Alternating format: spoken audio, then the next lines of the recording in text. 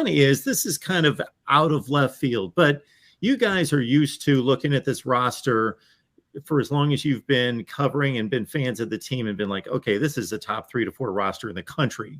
We need to get it done. We have championship aspirations, not so much this year. Is there, and of course you want to win championships, but is there a little juice to going into a season that's more like, let's roll the dice, let it ride, let it fly, see what these kids have.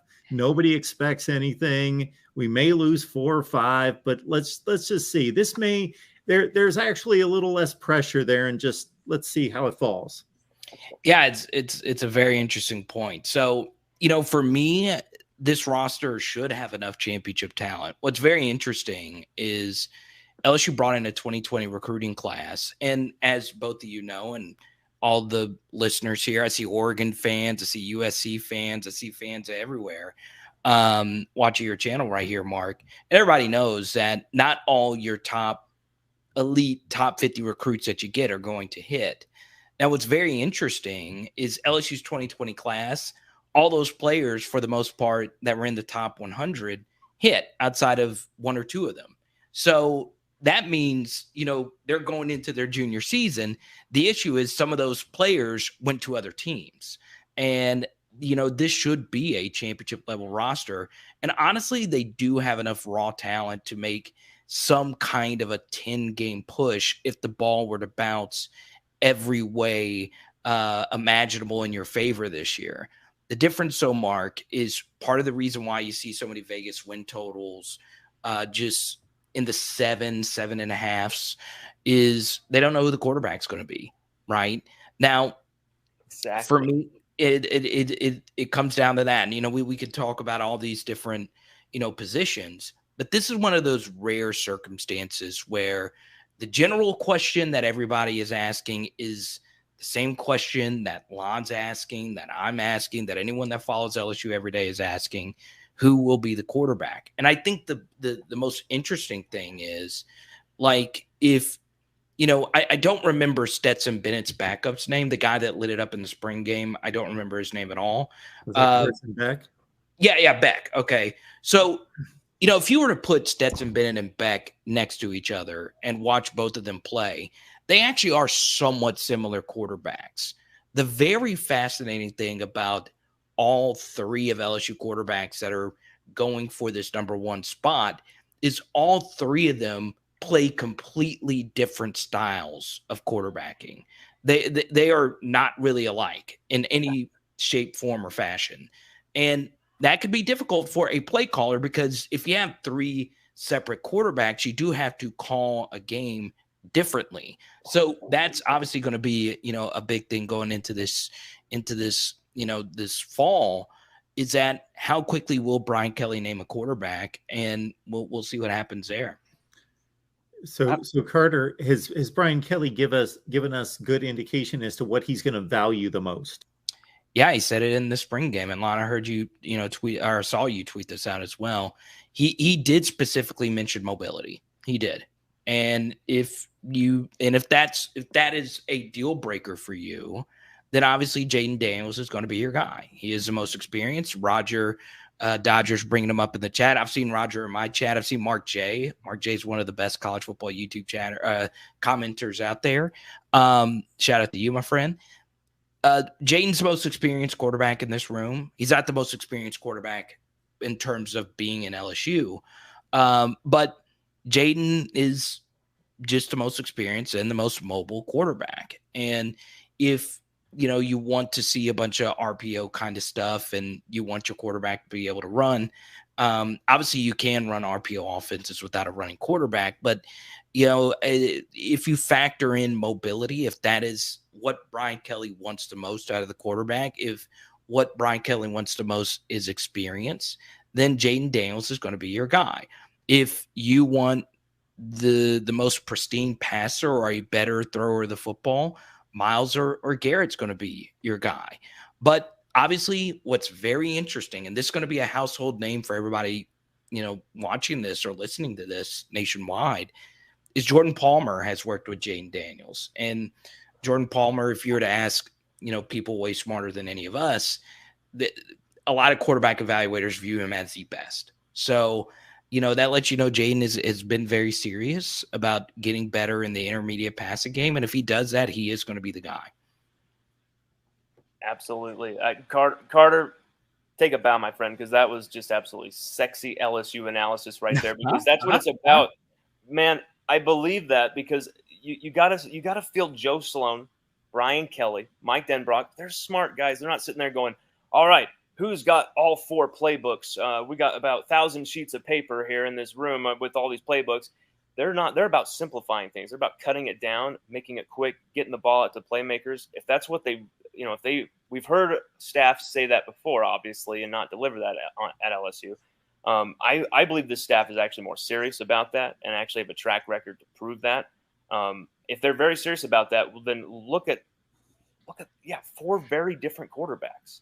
Right. So the first 2 weeks of this fall camp are not only critical.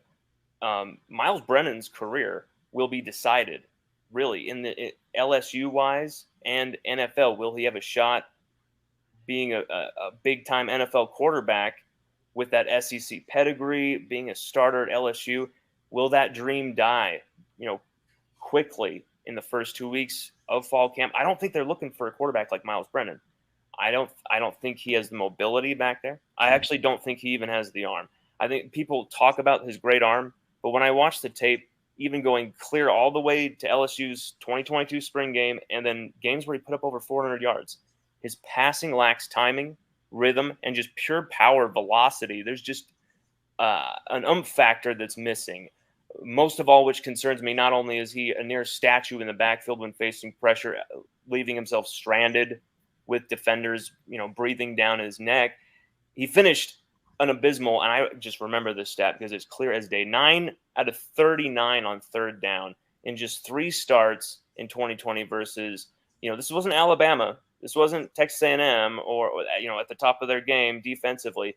This isn't Florida with a top 5 defense or something. This was Mississippi State, Vanderbilt, and Missouri going 9 of 39 on third down. And I believe it was 0 of 11, 0 of 12, something like that against Missouri.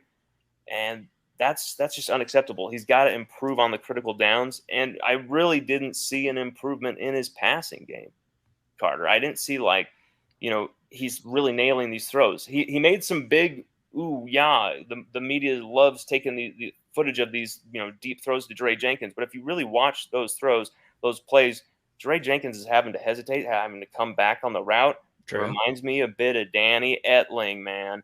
And DJ Chark having to come back, having to go flying into double coverage, like literally having to play corner, basically. You might as well call DJ Chark a receiver / cornerback for his LSU career. The passes that he should not have caught, but did somehow. Yeah. I'm just seeing a lot of that when I see Miles Brennan out there. Garrett Nussmeier, complete package, man. He's playing searing football out there. I would love to see him continue, pick up where he's going, pick up where he left off in spring game. He was in control of the football team. Don't you agree? I feel like he was controlling the sidelines. Yeah. And, this is also very interesting, Mark, is that obviously Jayden is going to be with his best wide receiver since Brandon Ayuk. And Mark, you got a lot of Pac-12 viewers. So, a lot of people remember Brennan Ayuk and Frank Darby, how good of a duo that was, especially at a non-USC, non-Oregon, type of school, to have 2 really good receivers like that. And Jayden, as a true freshman, heavily relied on those guys, obviously. And those guys beat a lot of man coverage and made a lot of plays for him. And obviously, you had Ricky Pearsall, who's now at Florida. Was a really good receiver. But I do agree with Gary that there were some rough spots for Jayden as far as, consistency and mechanics. They found a way to win that USC game, even though Jayden didn't play his best. But there's also other games where Jayden played well, and quite frankly, they should have won. But it was out of his control. So it is a very interesting situation. This is going to be the most well put together locker room he's been in. I don't think anyone here is I think everyone here knows that Arizona State quickly turned into a dumpster fire. And now he's walking into a brand new situation where legit the new slate, Brian Kelly, everybody's basically 0-0. And we'll see. We'll see how all of that works itself out. But like Aslan astutely pointed out, a lot of the other things need to go your way. The offensive line, Kayshawn's health, and so on and so on. A good defense, knocking back on, defending the explosive plays. So, obviously, getting ready for that Florida State game.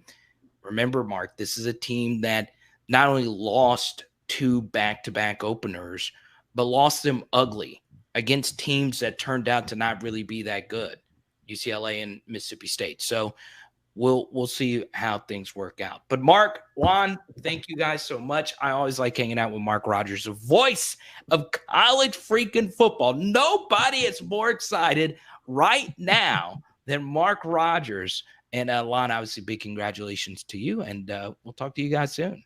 Carter, you're amazing. Thank you so much. Everybody get on over to Carter's channel there. You see it right there, LSU Power Hour here on YouTube.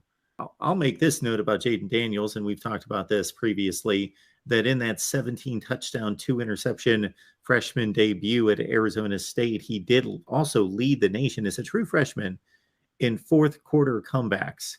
And I know that statistic can be a bit skewed at times. You can throw for a touchdown with 13 minutes left in the game, and if your defense holds on, then it's considered that type of a number that fills that category. But there was an impressive win against Oregon, an impressive win against Michigan State in that time in which he led drives in the last 4 or 5 minutes of the game that counted toward wins against really good opponents. So with the lights on, shining brightly, and to Carter's point, maybe some of the dysfunction at Arizona State in the last couple seasons has dragged him down. Oh, Jayden Daniels,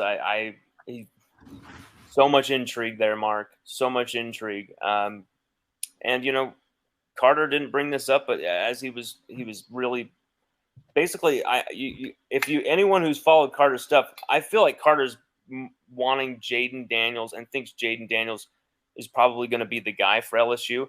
And that, for me, I feel like it's probably a race between Nussmeier and Jayden Daniels. I feel like those are probably the 2 guys who are at the tip of the sword right here. And Jayden Daniels, what Carter didn't bring up actually was Jayden just made a big, heady play for the LSU job. One which may kind of rub some people the wrong way. He invited,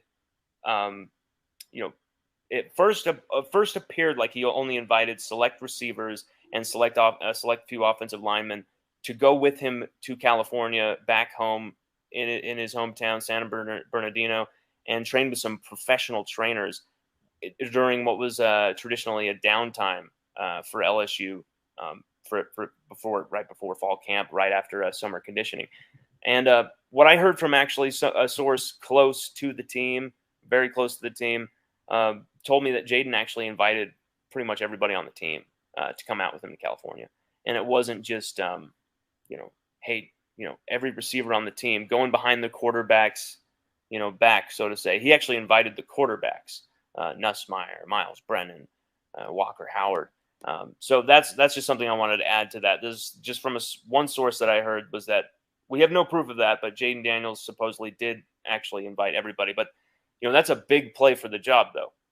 Those guys were able to see Jayden Daniels not just training hard, working hard, separate from the other quarterbacks, and being able to develop a chemistry and a rhythm, but they really saw Jayden Daniels as a person, like away from the pressure of you're a transfer.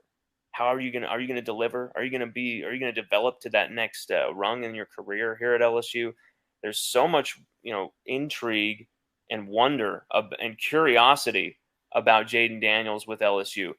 But one thing that I saw, Mark, that just gave me big time alarm bells with Jayden Daniels. Okay. The dude didn't transfer here to be benched. He wasn't transferred here to be Miles Brennan's coaster. I get it. And I think he'll probably be the favorite, or him and Nussmeier are going to be battling for that job. It's going to be one between those two. I really do believe that. But he bails on plays far too quickly.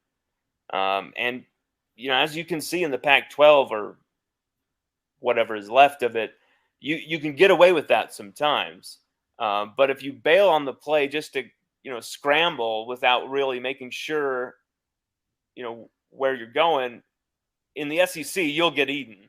And with Jayden's more slender, athletic build, I got to tell you, seeing him in person, very, very tall, very, very thin. I know he's gained that muscle with Jake Flint, but with that more slender athletic build, I could see it resulting in an injury if he isn't careful, if he isn't more wise about picking those moments to bail. And I saw him run into some trouble in the 2022 spring game.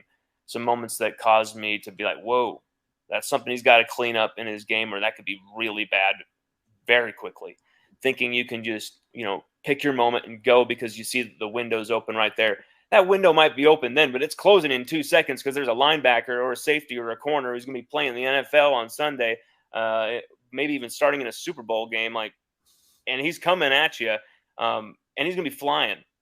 And you're not even going to see him coming. You're just going to go, boom. And it's going to be like the opening of Saving Private Ryan or Jarhead or one of those war films where everything's all shaken, a Michael Bay film or something. It's not going to be fun.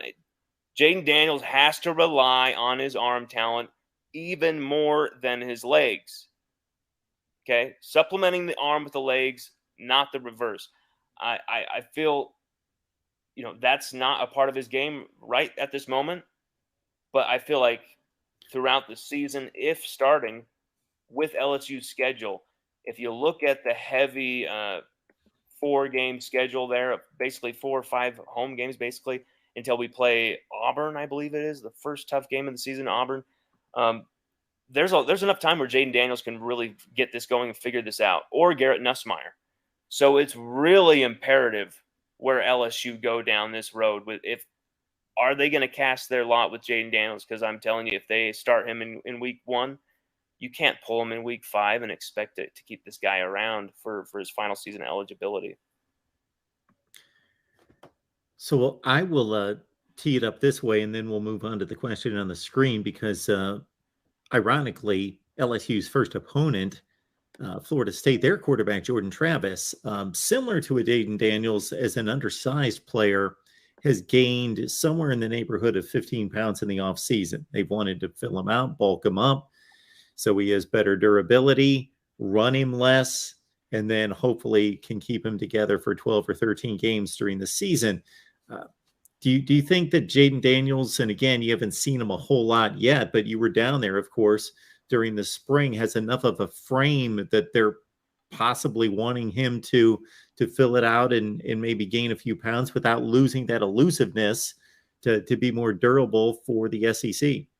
Absolutely. Absolutely. I believe that's what he knows is expected of him too. I think if Jayden Daniels is truly great, which you see those comebacks, you see that Oregon game, that Michigan State game that you're talking about, that's greatness.